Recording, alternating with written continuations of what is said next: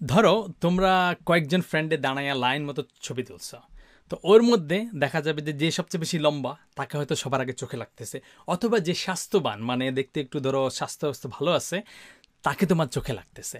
তো যে স্বাস্থ্যবান মানে তাকে আমরা আসলে মোটা ভোটকা এগুলো বলবো না, বলবো সে স্বাস্থ্যবান মানে হেলদি পার্সন। এই হেলদি পার্সনটা আমাদের চোখে লাগতেছে কারণ ও হচ্ছে ইম্পর্টেন্ট, মানে হয়তো সবার মধ্যে সে ফিজিক্যালি দেখতে একটু স্ট্রঙ্গার।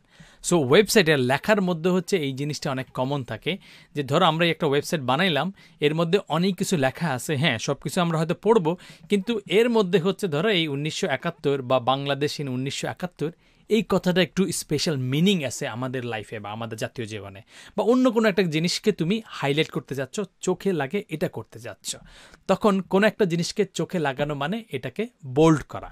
তো বোল্ড করার জন্য তুমি যদি চিন্তা করে দেখো, এই যে বোল্ড এই শব্দটা শুরু হয় কি দিয়ে? বি দিয়ে। তো তার মানে কোনো একটা টেক্সটকে যদি তুমি বোল্ড করতে চাও, তার জন্য যদি তুমি একটা ট্যাগ লেখো, সেটা লিখবে হচ্ছে বি দিয়ে। আগে প্যারাগ্রাফ লিখতে লিখছো পি দিয়ে, এখন বোল্ড করতে গিয়ে তুমি বি দিয়ে লিখবা। তো ধরো ট্যাগ লেখো এই হচ্ছে বি দিয়ে, তারপর এটা শেষও হবে হচ্ছে বি দিয়ে, আর লাস্টারটার হচ্ছে লেন্সটা কেটে দিবা। তাইলে কিন্তু এটা একটা বোল্ড ট্যাগ হয়ে গেল। এর ভিতরে কিছুটা লিখে দিতে পারো যে দিস ইজ বোল্ড। সেভ করলা, তারপরে তুমি তোমার ওয়েবসাইটে গেলা, গিয়ে এটাকে যদি রিলোড করো, তাহলে দেখবা এইখানে তোমার এই দিস ইজ বোল্ড যে লেখাটা আছে এটা কিন্তু অন্য লেখার মতো না, এটা চোখে লাগতেছে। এটা আরও বুঝবা যদি তুমি এই 1971 লেখাটাকে ধরে নিতে চাও। ধরো তুমি এই যেই তোমার লাইনটা আছে, লাইনটা অনেক বড় অবশ্য হয়ে গেছে, অনেক লেখা এখানে, এখানে তুমি খুঁজে পাচ্ছ না, পুরো লাইনটাকে ছোট করে এখানে দেখাইতে চাচ্ছ, তার মানে এটাকে ওই যে টেক্সট ওয়ার্ড র্যাপ বলে। তো তুমি জাস্ট ভিউতে যাও, ভিউতে গেলে নিচে একটা অপশন পাবা এই যে ওয়ার্ড র্যাপ, এটা যদি চাপ দাও তাহলে এই লেখাগুলা পুরা এই এক লাইন বরাবর সোজা এখান থেকে শুরু করে পুরা দেশের এক মাথা থেকে অন্য মাথায় চলে গেছে। এটা না করে তুমি ওটা যদি করো তাইলে তুমি এটাকে একবারে পড়তে পারবা। যাই হোক, এখানে যে কোনো একটা জিনিস চুজ করতে পারো। ধরো আমি বাংলাদেশের 1971 এইটাকে বোল্ড করতে চাই, তাহলে কি করব? এই লেখাটার শুরুতে এই বি ট্যাগটা দিব, এবং এই যেটুকু আমি বোল্ড করতে চাই তার শেষে গিয়ে হচ্ছে বি ট্যাগটাকে ক্লোজ করে দেব। সেভ করলাম। তারপরে আমরা যদি ব্রাউজারে এসে রিলোড করি, তাহলে দেখবা যে এই লেখাটা বোল্ড হয়ে গেছে, আর বাকি জিনিসগুলো বোল্ড হয় নাই। ধরো আমরা যদি এখানে আরও দু একটা জিনিস করতে চাই বোল্ড, যেমন হচ্ছে ধরো ল্যাঙ্গুয়েজ মুভমেন্ট বা হচ্ছে বাঙালি ল্যাঙ্গুয়েজ, এটাকে করতে চাই, তাহলে এই যে আমরা বাঙালি ল্যাঙ্গুয়েজটা খুঁজে পাইলাম, এইটাকেও আমরা হচ্ছে বোল্ড করে দিলাম, এবং এটা শেষ কোথায় যাচ্ছে? এই জায়গাটায় চাচ্ছে, তাহলে এটাকে বোল্ড করে স্ল্যাশ মেরে দিলাম। সেভ হয়ে গেল। আমরা যদি রিলোড করি, এখানে এসে এই যে কন্ট্রোল আর দেই, তাহলে এই লেখাটা বোল্ড হয়ে গেল। তার মানে কোনো একটা প্যারাগ্রাফের মধ্যে কোনো একটা অংশকে তুমি যদি স্ট্রংলি প্রেজেন্ট করতে চাও, তাইলে তুমি হচ্ছে এই বোল্ড ট্যাগ ইউজ করবা। বোল্ডের আলাদা একটা ভার্সন আছে যেটাকে বলে হচ্ছে স্ট্রং, মানে এটা কি স্ট্রং দেখাচ্ছে না, এটাকে একটু মিনিংফুল রাখার জন্য, যে আচ্ছা এটা হচ্ছে একটা মিনিংফুল জিনিস, এটাকে বোল্ড হিসাবে আমরা স্ট্রং হিসেবে প্রেজেন্ট করব, সেই জন্য তুমি বোল্ডের পরিবর্তে স্ট্রংও লিখতে পারো। এখন ধরো তুমি যে স্ট্রং লিখলা যে বাংলাদেশে একটা রেনেসা হয়েছে, এইটাকে আমি স্ট্রং লিখলাম। রুল কিন্তু একটাই, ট্যাগ শুরু হবে যেটা দিয়ে, শেষও হবে সেম, শুধু লাস্টেরটাতে একটা স্ল্যাশ দিয়ে দিবা। তো স্ট্রং যদি তুমি করো তাইলে কিন্তু কাজ হবে। তো ওয়েব ডেভেলপমেন্টে তুমি দেখবা মাঝে মধ্যেই একই কাজ একাধিকভাবে করা যায়। সেই সব ক্ষেত্রে তুমি হয়তো গুগলে সার্চ দিবা যে আচ্ছা এইটা ভার্সেস ওইটা, যে বোল্ড ভার্সেস স্ট্রং ডিফারেন্স কী, তাহলে গুগল তোমাকে অনেক কিছু বলে দিবে যে আচ্ছা এইটার কারণে এইটা হচ্ছে, ওইটার কারণে ওইটা হচ্ছে, ওই সময় তোমার এটা করা দরকার। তো বোল্ড এবং স্ট্রংয়ের মধ্যে হালকা একটু গ্যাপ আছে।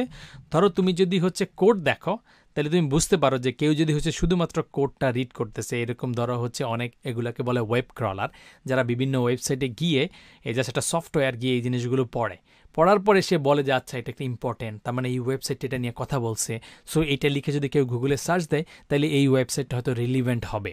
তো এসইও করার জন্য বা হচ্ছে অনেক সময় হচ্ছে ধরো বিভিন্ন কাজের জন্য এটা করা হয়। সো তুমি বোল্ড এবং স্ট্রং ইউজ করে তুমি কোনো একটা টেক্সটকে একটু হাইলাইট করতে পারো বা স্ট্রঙ্গারভাবে প্রেজেন্ট করতে পারো। তো এখন আমরা আরও একটা খুচরা জিনিস এখানে দেখে ফেলি, সেটা হচ্ছে ধরো আমরা কোনো একটা কারণে ট্যাগ লিখতে গিয়ে ভুল করলাম, যে ধরো বি এর জায়গায় আমরা ধরো হচ্ছে বিএফ লিখে ফেললাম, তাইলে কি হবে?